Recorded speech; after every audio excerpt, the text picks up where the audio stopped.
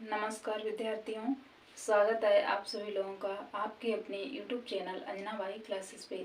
तो बच्चों, हम पढ़ रहे थे संज्ञा टॉपिक, और संज्ञा टॉपिक में जो कि हमने बताए थे कि संज्ञा के दो प्रकार के भेद बताए थे, एक व्युत्पत्ति की दृष्टि से, एक अर्थ की दृष्टि से। तो जो हमने व्युत्पत्ति की दृष्टि से संज्ञा के तीन भेद बताए थे, कौन कौन से बताए थे? रूढ़ संज्ञा, यौगिक संज्ञा और योग रूढ़ संज्ञा। तो हमने दो भेद पढ़ लिए हैं, कौन कौन से? रूढ़ संज्ञा और यौगिक संज्ञा। आज हम पढ़ेंगे योग रूढ़ संज्ञा। तो आइए देखते हैं योग रूढ़ संज्ञा क्या होती है। देखिए, ऐसी संज्ञाएं जिनके खंड सार्थक हों। कैसी संज्ञाएं? ऐसी संज्ञाएं जिनके खंड कैसे हों? सार्थक हों।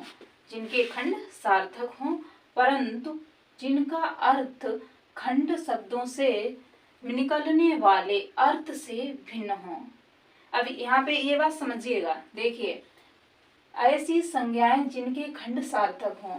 सार्थक और निरर्थक का अर्थ हम पहले ही बता चुके हैं। निरर्थक का अर्थ क्या होता है कि जो संज्ञाएं जिसका अर्थ ना निकले वो कैसी होती हैं? निरर्थक। और जिनका अर्थ निकल आए वो कैसी संज्ञा होती है? सार्थक। तो ये योग रूढ़ जो संज्ञाएं हैं, जिनके खंड सार्थक हों, ऐसी संज्ञाएं जिनके खंड कैसे हो? सार्थक हों, परंतु यहाँ पे देखो, परंतु जिनका अर्थ खंड शब्दों से यहाँ पे समझिएगा। जैसे कि जो खंड शब्द जो अलग अलग खंड हुए हैं, जो अलग अलग शब्द टुकड़ों में बट चुके हैं, खंड शब्दों से निकलने वाले अर्थ। अब जो जो खंड निकले हैं उनका अर्थ क्या होगा? अलग अलग होगा। निकलने वाले अर्थ भिन्न हों। कैसे हों? भिन्न होने चाहिए। भिन्न यानी कि अलग होने चाहिए। देखिए, ऐसी संज्ञाएं जिनके खंड सार्थक हों, जिनके अर्थ तो निकले परंतु जिनका अर्थ खंड शब्दों से, जो कि खंड हुए हैं, जो अलग अलग टुकड़े हुए हैं, खंड शब्दों से निकलने वाले अर्थ से भिन्न हों। जो अर्थ निकले हैं वो कैसे होने चाहिए? अलग अलग होने चाहिए। जैसे देखिए, जैसे क्या? पंकज। अब पंकज का अर्थ क्या होता है? कमल। पंकज का अर्थ क्या होता है? कमल। अब यहाँ पे देखो, पंकज के दोनों खंड।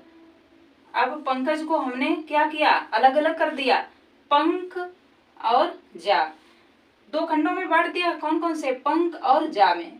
ये दोनों शब्द कैसे हैं? सार्थक। सार्थक क्यों है? सार्थक इसलिए है क्योंकि पंख का भी अर्थ है और जा का भी अर्थ है। तो पंख का अर्थ क्या है? देखो, पंख का अर्थ होता है कीचड़। पंख का अर्थ क्या होता है? कीचड़। और जा का अर्थ होता है जन्मा हुआ। जा का अर्थ क्या होता है? जन्मा हुआ। देखिए, किंतु पंकज का अर्थ होगा कमल। अब पंकज का अर्थ क्या होगा? कमल, ना कि कीचड़ से जन्मा हुआ। अब कहीं पे आपको अगर पंकज शब्द मिल जाता है तो आप क्या करेंगे? पंकज का अर्थ क्या निकालेंगे? कमल निकालेंगे, ना कि ये नहीं बोलेंगे कीचड़ से जन्मा हुआ। तो हमारी जो योग रूढ़ संज्ञा है वो क्या बताती है? वो यही बताती है कि ऐसी संज्ञाएं जिनके खंड सार्थक हों, जिनके खंड तो अलग अलग आएंगे परंतु दोनों के अर्थ कैसे होंगे? भिन्न होंगे, अलग अलग होंगे। परंतु जिनका अर्थ खंड शब्दों से निकलने वाले अर्थ से भिन्न हों, यानी कि अलग हों। जैसे कि पंकज। अब यहाँ पे एग्जाम्पल क्या लिया? पंकज के दोनों खंड। जैसे पंख का अर्थ भी है और यहाँ पे जा का अर्थ भी है। पंख का अर्थ क्या है? कीचड़। और जा का क्या अर्थ है? जन्मा हुआ। देखिए, जो कि हमने यहाँ पे लिख रखा है। पंख का अर्थ है कीचड़ और जा का अर्थ है जन्मा हुआ। किंतु पंकज का अर्थ होगा कमल। परंतु क्या पंकज का अर्थ क्या होगा? कमल होगा, ना कि कीचड़ से जन्मा हुआ। जो ना कि कीचड़ से जन्मा हुआ। तो हमारी जो कि हमने व्युत्पत्ति की दृष्टि से तीन प्रकार की संज्ञा बताई थी। संज्ञा के तीन भेद बताए थे। कौन कौन से? रूढ़ संज्ञा, यौगिक संज्ञा और योग रूढ़ संज्ञा। तो हमारी अब वो तीनों संज्ञाएं हो चुकी हैं। कौन कौन सी? रूढ़ संज्ञा, यौगिक संज्ञा और योग रूढ़ संज्ञा।